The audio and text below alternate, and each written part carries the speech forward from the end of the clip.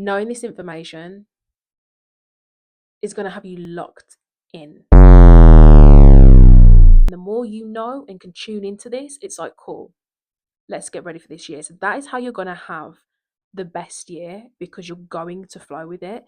You're going to work with it. And I'm going to show you how. So you want your New Year's resolutions to work this time around. Or maybe you're just a planner and you like to get things in check.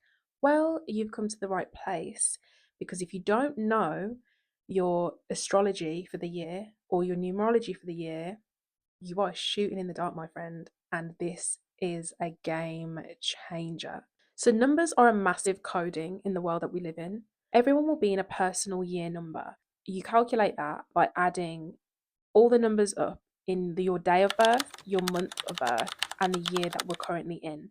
So if you're the 3rd of May, that's your birthday, and we're in 2026. So you add 3 plus 5, which is the month, if you're American, the other way around. And then to add 2026, you add 2 plus 2 plus 6, and we always want to get down to a single number. So just 2026 alone, 2 plus 2 plus 6 is 10, and that equates to 1, because 1 plus 0. So 3rd of May is 3 plus 5, we're at 8.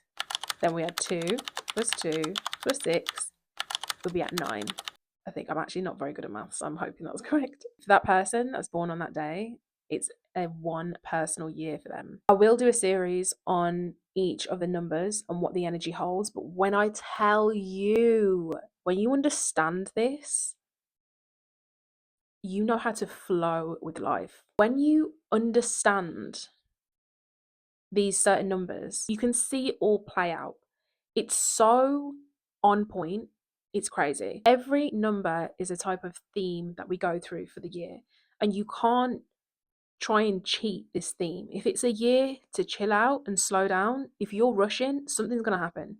You're going to get injured. There's going to be some sort of drama. There's going to be an issue where life tells you to sit the fuck down, and you're going to be forced to go into the vibe of that year. Just to give you an overview of the numbers, 1 is the beginning. It's kind of self explanatory. The initiator, everything can be new in your life. You could have a new car, a new job, a new house, a new everything, new relationship, maybe. It's not necessarily relationship focused, but things are new. You have this surge of energy. It's quite a hectic year, but opportunities left, right, and center. You do have to factor in what pinnacle you're in, which I will talk about in another video. The 2, it's time to slow it right down.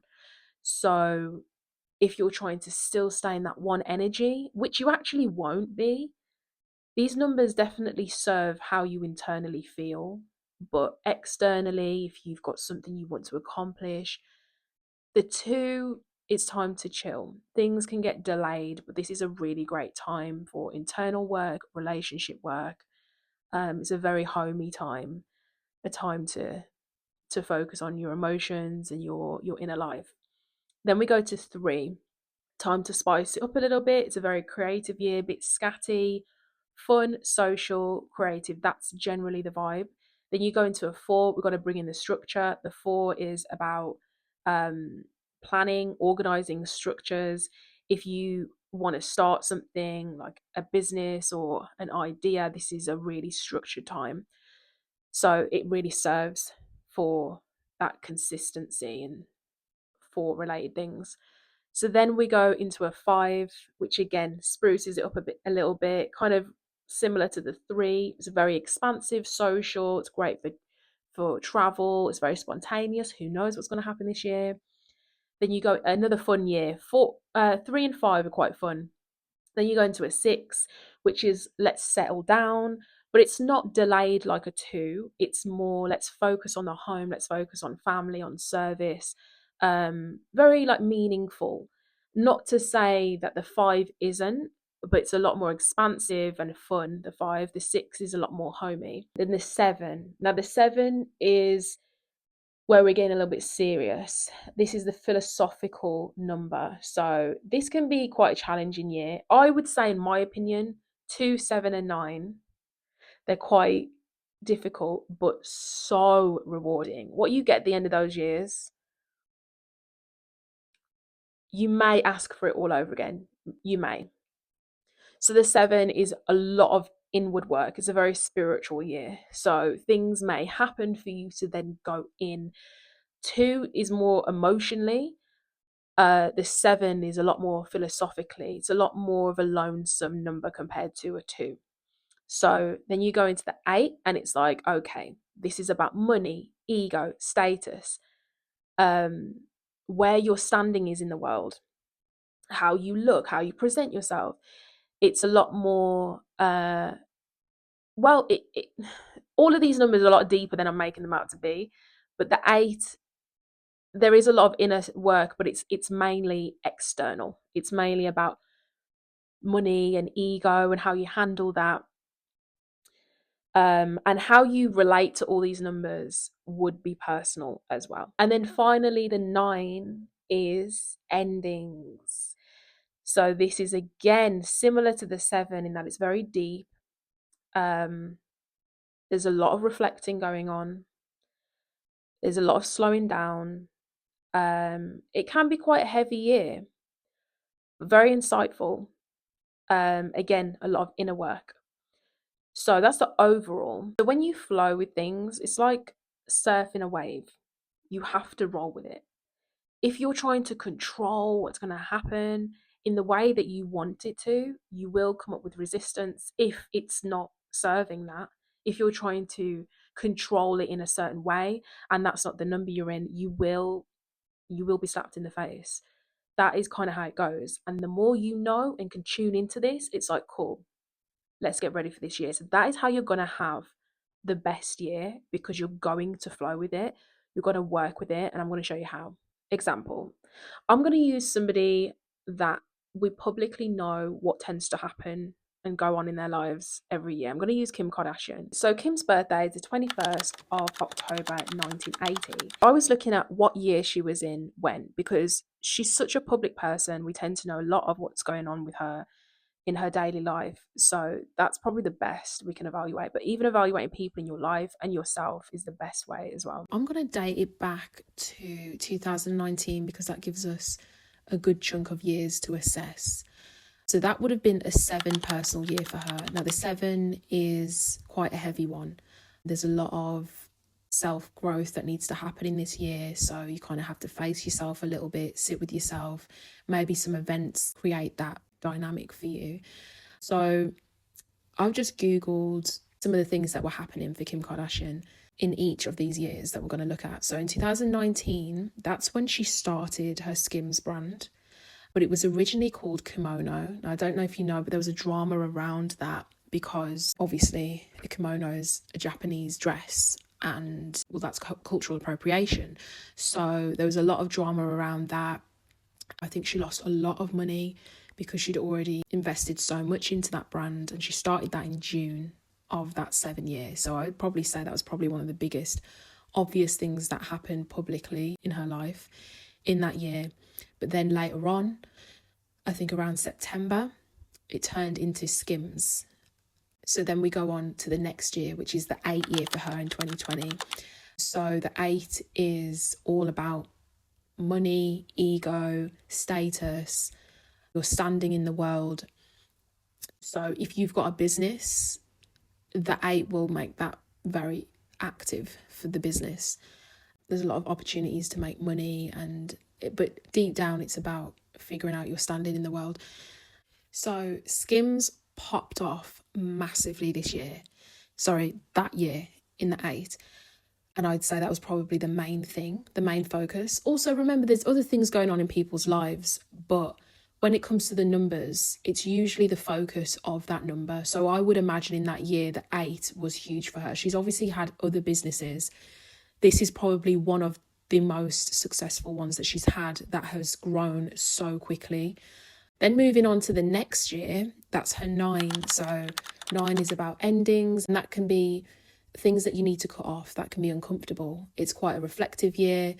I'd say quite equally as deep as the 7, which outwardly isn't very fun, but very insightful. There's a lot of wisdom these years. it's almost like you become a different person towards the end of it. And so for her, that was when her marriage ended. And I'm literally just typing these things into Google, as in, it's not a lot of research, just a quick what happened to Kim Kardashian in this year. And these are the things coming up. It's just, honestly, it's crazy how black and white it is. So then her next year was a 1. This year, she created Skin, SKKN, if that's how you say it.